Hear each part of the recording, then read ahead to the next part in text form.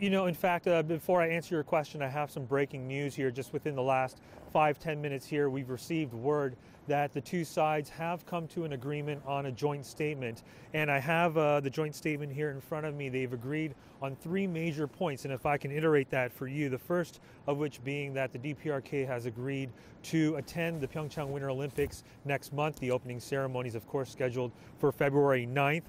That's something that both sides had shown a willingness for last week, beginning with, of course, DPRK leader Kim Jong-un's New Year's address. Also, a second point that's been agreed upon is that both sides have agreed on holding official military level talks. And we've received word throughout the day that the military hotline on the western sea border of the Korean Peninsula was recuperated and restored. And that's along those lines. So we'll see more cooperation possibly through the military hotlines, which have been severed now for almost 2 years between the two sides. And finally, the third point, which is pretty interesting, is that the two sides have agreed that any issues relating with inter-Korean issues or tasks will be dealt with by the two Koreas. And what that means is that any other outside issues, from what I can analyze from this, is that will be dealt with under the international community, mainly being, of course, denuclearization. But those are the 3 points that we've been getting after 10,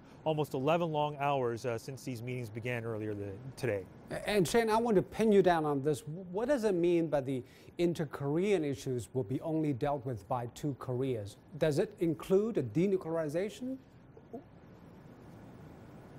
Well, in fact, local reports are with information just leaking right now from these meetings is that the South Korean side, in fact, brought up the issue of denuclearization, but that was responded by the DPRK officials rather angrily. And what I read into this final point here is that those sort of issues, we heard in DPRK leader Kim Jong-un's New Year's address that they will continue to pursue these nuclear ambitions.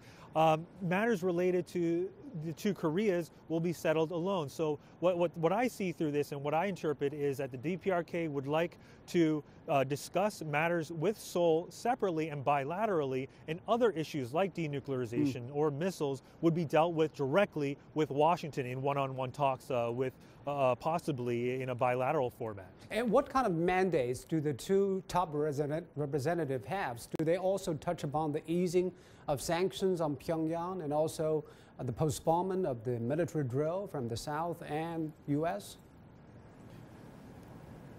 That's a good question, and I'm glad that you bring that up, because that's also an issue that was, of course, could be out of the realm or the power of South Korean authorities. You talk about international sanctions. South Korea does have bilateral sanctions imposed on the DPRK and many DPRK officials, but many of those are very symbolic in nature. Of course, the hard-hitting sanctions are done through the UN and the United Nations Security Council.